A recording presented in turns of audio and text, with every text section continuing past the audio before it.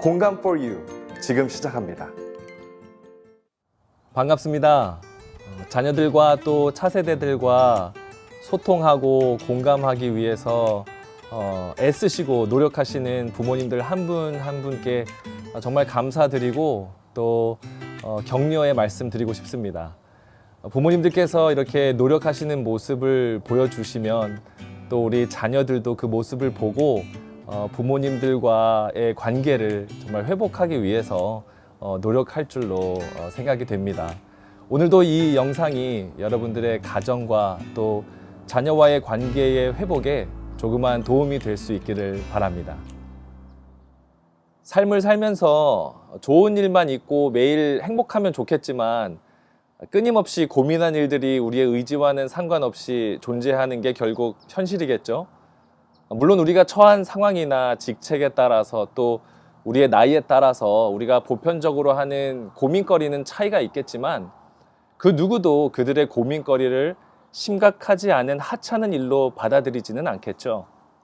마치 3, 4살짜리 아이가 들고 있던 풍선을 실수로 놓쳐서 하늘로 날아가는 걸 보고 대성통곡을 하면서 우는 모습을 보고 그걸 아무리 꾸짖어 봤자 이 아이에게는 지금 마치 하늘이 무너진 것 같은 슬픔을 겪고 있는 거겠죠. 7번째 질문으로 우리 자녀들에게 물어보았습니다. 지금 하고 있는 큰 고민은 무엇이 있나요? 우리 아이들은 어떤 고민거리들을 가지고 있는지 영상을 통해 만나보시죠. 엄마가 혼내는 게 있어요. 유튜브 많이 봐서. I'm worried how my family is doing and when are they coming back from work. I'm worried that my parents will get COVID-19 and the world will be destroyed and deserted. 나중에 되고 싶은 게 딱히 없고 꿈도 없어서 걱정이고 고민이에요.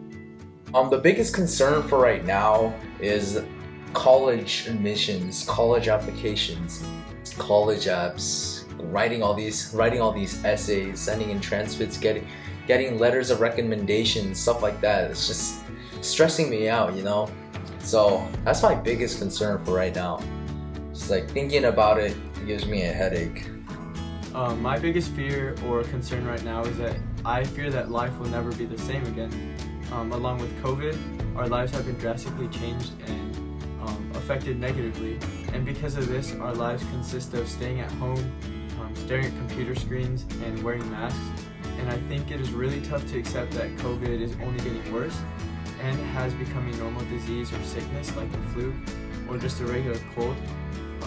I know that God has a plan, but sometimes it's hard to accept that this is all part of God's plan as well. Corona. To anyone who hasn't noticed, there's a pandemic going around and it's making the air kind of dangerous for us to breathe. So that's definitely one of my biggest concerns. 우리의 자녀들이 자기 나름대로 그들의 고민과 염려를 나누어 주었는데요. 개개인이 그들만의 고충과 염려를 가지고 고민하며 씨름하는 부분들이 있는 것 같습니다. 하나하나 들어보면 모두 중요한 고민이고 지금이 아니면 하고 싶어도 하지 못할 그 나이 때만의 고민거리가 있겠지요. 그 시간을 벌써 지나온 우리 어른들이나 부모들이 볼 때는 시간이 지나면 자연스럽게 해결될 문제라고 여길 수도 있고 어쩌면 지극히 하찮은 고민들이라고 생각될 문제들도 있는 것 같습니다. 하지만 중요한 건 우리 자녀들에게는 현재 그들이 고민하는 것들이 그들에겐 정말 심각하고 중요하다라는 것이죠. 우리 아이들이 이런저런 고민을 할 때 가장 중요한 것은 다른 사람이 아닌 우리 부모님들이 그들과 함께 공감해 주는 것이 아닐까요? 어린 시절에 우리 아이들 아마 대부분 껌딱지라는 별명을 가지고 있었을 것입니다.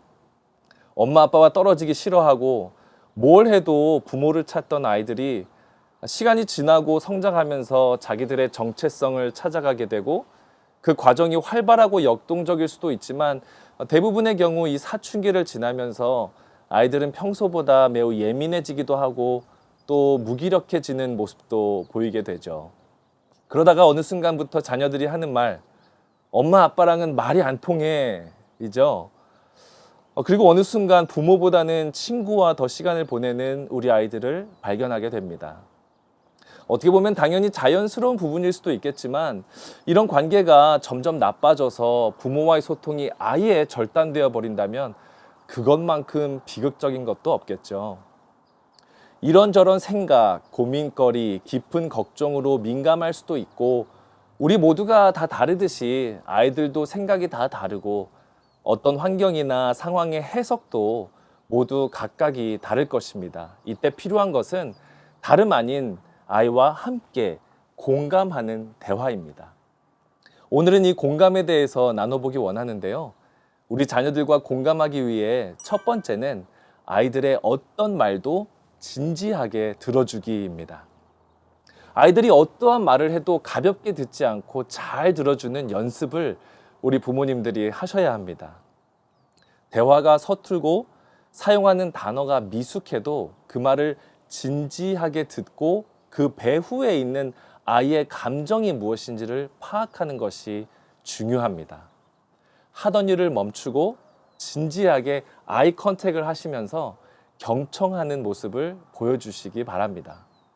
부모님이 차마 알지 못했던 상황에서 일어난 일들을 자녀들이 부모에게 오픈하고 이야기하려면 먼저 나의 말을 들어주고 공감해주는 나의 편이 있다는 확신과 신뢰가 있어야 하는 것입니다. 나의 부모님이 이 책을 읽었더라면 이라는 책에서 필리파 페리는 이렇게 이야기합니다. 아이는 그의 부모가 그를 판단하는 게 아니라 그를 집중해서 보고 있고 어떤 말과 행동도 위로받을 수 있다는 걸 알면 지금 그가 어떤 상황을 살고 있는지를 이야기하기 시작할 것이다. 어쩌면 아이들과의 대화가 줄어든 이유는 그들의 말을 진지하게 경청하지 않았기 때문일지 모르겠습니다. 하지만 우리가 그들의 이야기를 들을 준비가 되어 있고 어떠한 모습과 상황도 포용할 수 있다는 신뢰를 주기 시작하면 아이들은 우리에게 그들의 마음속 깊은 이야기를 나누기 시작할 것입니다. 이걸 실천하기 위해서 집이 아니어도 카페나 산책길, 여행을 택하시는 것도 좋은 방법이겠죠? 두 번째로 우리의 아이들의 말에 진지하게 경청하시면서 그들의 감정과 공감하는 것입니다. 어떤 일이 있었고 어떤 이익이나 불이익이 있었는지를 계산하고 판단하기 전에 그 상황에서 아이가 느꼈던 또 어쩌면 지금 계속 느끼고 있을지 모르는 그 감정과 공감하는 것입니다. 인간은 감정이 풍부합니다. 기쁨, 분노, 슬픔, 즐거움, 사랑, 증오, 욕망 등등 참 많은 감정들을 하루에도 여러 번 느끼며 살아갑니다.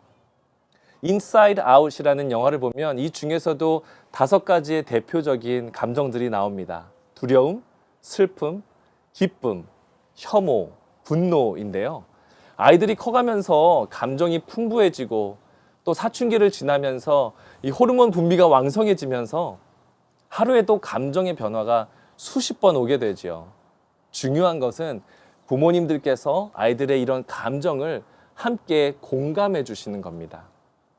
아이가 무언가를 걱정하고 있을 때 왜 그런 걸 걱정해? 그런 건 걱정 안 해도 돼가 아니라 그랬구나. 그게 걱정되어서 참 많이 힘들었겠구나 라고 대화를 시작하는 것이지요. 무슨 일로 즐거워하고 있는데 야 그게 뭐 그렇게 좋냐 라면서 김 빠지는 말씀 하시지 마시고 그리 좋아하는 감정을 함께 공감하시면서 너가 기쁘니까 나도 기쁘다라는 말씀을 해주시는 거죠. 어떤 이유에서건 두려움이나 슬픔이나 분노가 보일 때 그 감정을 함께 느끼고 공감하며 자녀들과 대화를 시작해 보시기 바랍니다. 의외로 아이들이 그들의 마음을 오픈하고 부모님들과 대화를 이어나가길 원한다는 걸 발견하실 것입니다. 마지막으로 공감을 한다는 것은 해답을 제시하는 것은 아니라는 것을 기억하시기 바랍니다. 아이들의 이야기를 듣고 있노라면 부모로서 나도 모르게 그냥 답을 제시하고 대화를 마무리할 때가 많은데요. 그렇게 답이 주어지고 판단이 되어지면 더 이상 아이들은 그들의 마음을 나누어질 공간이 없어지게 됩니다. 설령 답을 다 아신다고 하셔도 그 답을 제시하고 빨리 마음을 추스리고 상황이 해결되기를 바라기보다는 답을 찾아 헤매는 아이의 손을 잡고 자녀들이 그들의 답을 스스로 찾아갈 수 있게 옆에서 응원해 주시고 격려해 주시는 것이 참 중요합니다. 알버트 아인슈타인은 이런 말을 하였습니다. 공감은 꾸준히 그리고 진정성을 가지고 상대방의 눈으로 세상을 보는 것이다. 자녀와 눈높이를 맞추어서 그들의 눈으로 세상을 바라보고 그들과 함께 그들의 세상을 살아가는 부모의 모습이 있다면 자녀는 그들의 부모를 무한 신뢰하고 끝없이 의지할 것입니다. IQ, 지능 지수 못지않게 중요한 것이 EQ, 공감 지수라고 하죠. 부모가 먼저 이 공감 능력을 가지고 아이들에게 다가가고 그들과 소통한다면 우리 자녀들도 공감 능력이 풍부한 아이들로 성장할 거라 믿어 의심치 않습니다. 우리는 힘들고 외로워서 쓰러지는 게 아니라 힘들고 외로운 그때 누군가에게 위로를 받지 못할 때 쓰러진다고 합니다. 한때 껌딱지였던 우리 아이가 평생 내 옆에서만 머물러 있을 순 없고 또 그러지도 않아야겠지만 이 감정적인 부분에서 아이와 부모가 끈끈하게 연결이 되어 있다면 어느 순간 자녀가 부모를 물리적으로는 떠나야 하는 때가 온다 하더라도 자녀와 부모의 보이지 않는 이 끈이 존재한다는 걸 알게 될 것입니다.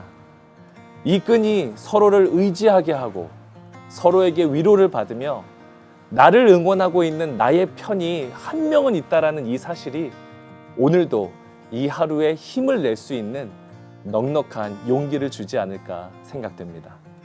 7번째 공감 for you 여기서 마치겠습니다.